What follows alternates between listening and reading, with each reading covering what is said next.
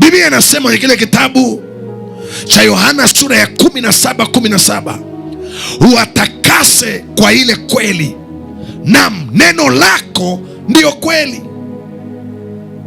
Injili ya wokovu imebeba utakaso ndani yake.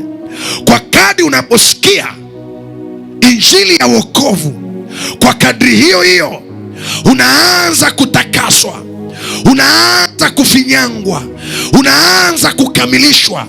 Mungu anaendelea kukamilisha na kukamilisha. Injili ya wokovu sio ya wenye dhambi peke yao. Injili ya wokovu ni ya watu wote, waliookoka na ambao hawajaokoka. Unapoisikia injili ya wokovu, kuna nguvu ya utakaso.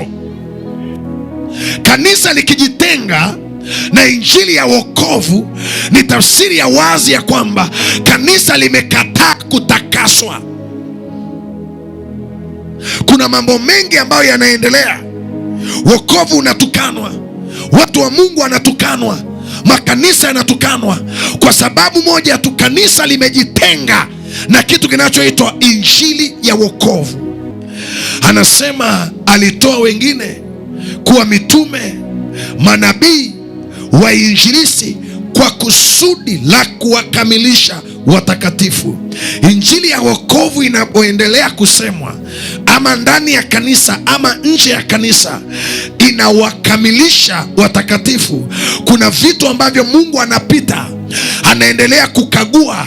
Kama kulikuwa na kiburi ndani yako, kama kulikuwa na mazoea ndani yako, kama kulikuwa na hali yoyote isiyofaa ndani yako, injili hii inapoachiliwa ghafla, inaanza kuendelea kukukamilisha hata kufikia kile kimo cha Kristo. Tukikataa injili ya wokovu, tumekataa kanisa takatifu.